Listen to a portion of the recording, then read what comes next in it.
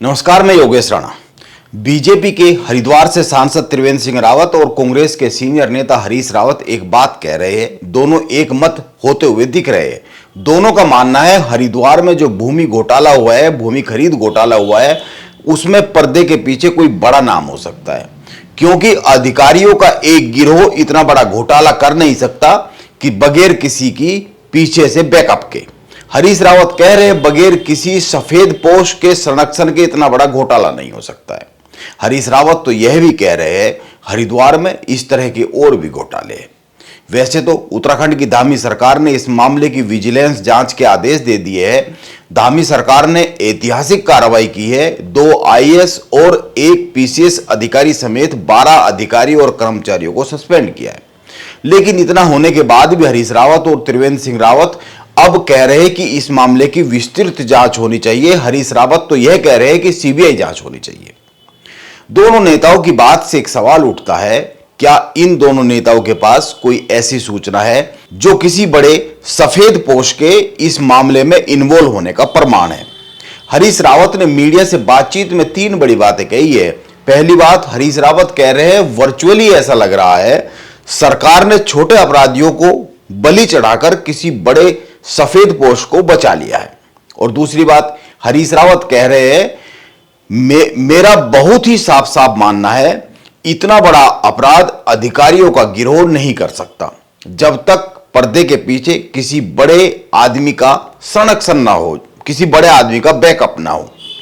हरीश रावत तीसरी बड़ी बात कह रहे हैं हरिद्वार में इस तरह के जमीन के और भी घोटाले सामने आ रहे हैं।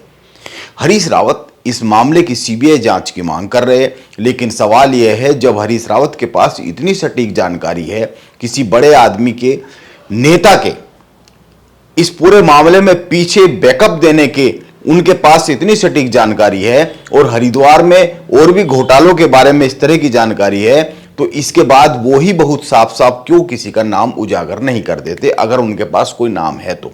ये वर्चुअली ये लग रहा है कि एक आध 2 छोटे अपराधियों को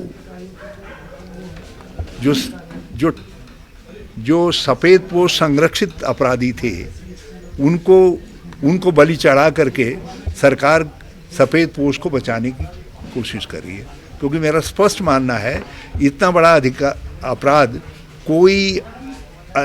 कोई अधिकारियों का 2-3 का गिरोह नहीं कर सकता है जब तक ऊपर का संरक्षण न हो, किसी बड़े सफ़ेद पोश का संरक्षण न हो। अब वो सफ़ेद है, कैसा है, किस रंग का है, मैं नहीं जानता, लेकिन स्पष्ट तौर पर संरक्षण है। और इस तरीके के ज़मीन के और भी घोटाले हैं हरिद्वार के अंदर जो सामने आ रहे हैं, और राज्य के अंदर कई जगह भूमि घोटालों की बात है।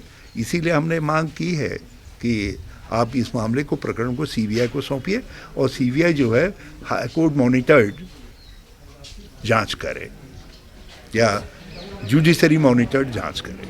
हरीश रावत के इन आरोपों के जवाब में वैसे तो बीजेपी के प्रदेश अध्यक्ष महेंद्र भट्ट ने भी मीडिया को बयान दिया है। महेंद्र भट्ट NH-74 घोटाले की बात कर रहे हैं, वो याद दिला रहे हैं हरीश रावत को।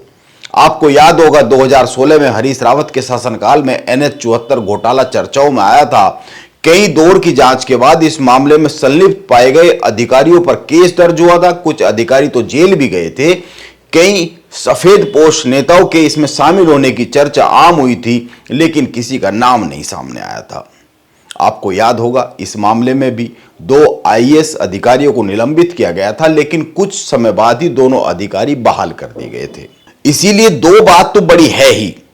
एक, अभी उत्तराखंड की मौजूदा धामी सरकार ने साहसिक कदम उठाते हुए 12 अफसरों और कर्मचारियों को सस्पेंड कर दिया है और इस मामले की जो हरिद्वार में भूमि खरीद घोटाला हुआ है इसकी विजिलेंस जांच के आदेश भी दे दिए।